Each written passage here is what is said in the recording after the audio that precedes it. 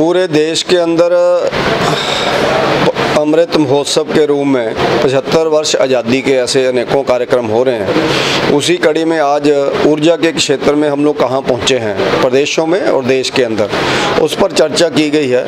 और ऊर्जा के क्षेत्र में हम लोग और आगे कैसे आत्मनिर्भर हो सकते हैं ताकि 24 घंटे 7 दिन और 12 महीने हर व्यक्ति को, हर इंडस्ट्री को, हर सरकारी क्षेत्र को बिजली मिले और पर्याप्त मात्रा में मिले और अच्छी मात्रा में वोल्टेज हो।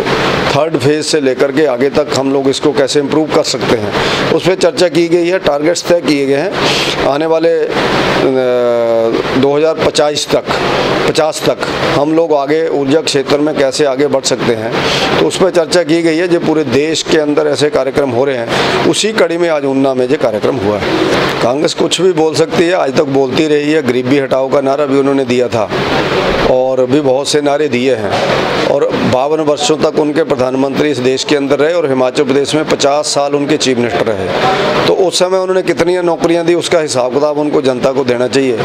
और मुझे लगता है कि 5 वर्ष पहले कांग्रेस की गवर्नमेंट थी, 5 वर्ष से भारतीय जनता पार्टी की गवर्नमेंट है। इन 5 वर्षों में किस गवर्नमेंट ने ज़्यादा नौकरियां दी हैं, उसका ही अगर कंपैरिजन कर लें तो कांग्रेस कहीं भी जयराम ठाकुर जी की गवर्नमेंट के आगे खड़ी नहीं होती है।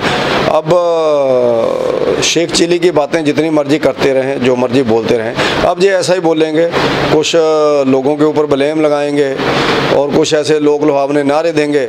और जब कभी सत्ता में जो आ जाते हैं तो फिर आनंद मानते हैं। 5 साल जो किसी को दिखाई नहीं देते हैं। और अब 5 साल पूरे होने को आए हैं तो ये दानी बन करके सामान भी बांट रहे हैं लोगों को। कोरोना काल में जो सोए रहे और अब गांवों में भी घूम रहे हैं। 5 साल लोगों की सुख साथ भी नहीं इन लोगों ने ली, तो जो कुछ भी बोलेंगे, आज कोई भी हवाई बातें करेंगे। इसलिए मुझे लगता है कि जनता के वायदों को, जनता से किए गए वायदों को कांग्रेस ने कभी याद नहीं रखा है और आगे भी ये याद नहीं रखती है और ना ही ये हिमाचल में आने वाले हैं। पूरे देश के अंदर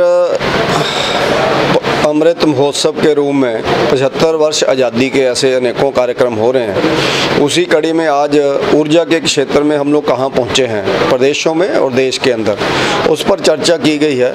और ऊर्जा के क्षेत्र में हम लोग और आगे कैसे आत्मनिर्भर हो सकते हैं ताकि 24 घंटे 7 दिन और 12 महीने हर व्यक्ति को, हर इंडस्ट्री को, हर सरकारी क्षेत्र को बिजली मिले और पर्याप्त मात्रा में मिले और अच्छी मात्रा में वोल्टेज हो।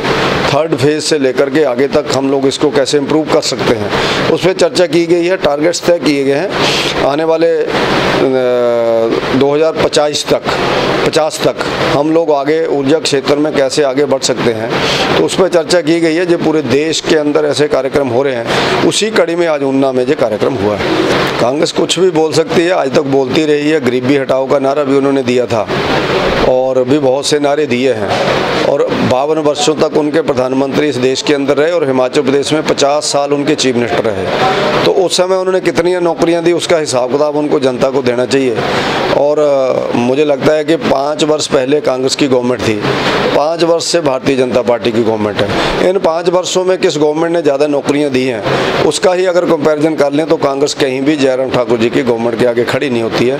अब शेख चिली की बातें जितनी मर्जी करते रहें, जो मर्जी बोलते रहें, अब ये ऐसा ही बोलेंगे, कुछ लोगों के ऊपर ब्लेम लगाएंगे और कुछ ऐसे लोग लुभावने नारे देंगे। और जब कभी सत्ता में जो आ जाते हैं तो फिर आनंद मानते हैं। 5 साल जो किसी को दिखाई नहीं देते हैं। और अब 5 साल पूरे होने को आए हैं तो ये दानी बन करके सामान भी बांट रहे हैं लोगों को। कोरोना काल में जो सोए रहे और अब गांवों में भी घूम रहे हैं। 5 साल लोगों की सुख साथ भी नहीं इन लोगों ने ली, तो जो कुछ भी बोलेंगे, आज कोई भी हवाई बातें करेंगे। इसलिए मुझे लगता है कि जनता के वायदों को, जनता से किए गए वायदों को कांग्रेस ने कभी याद नहीं रखा है और आगे भी ये याद नहीं रखती है और ना ही ये हिमाचल में आने वाले हैं।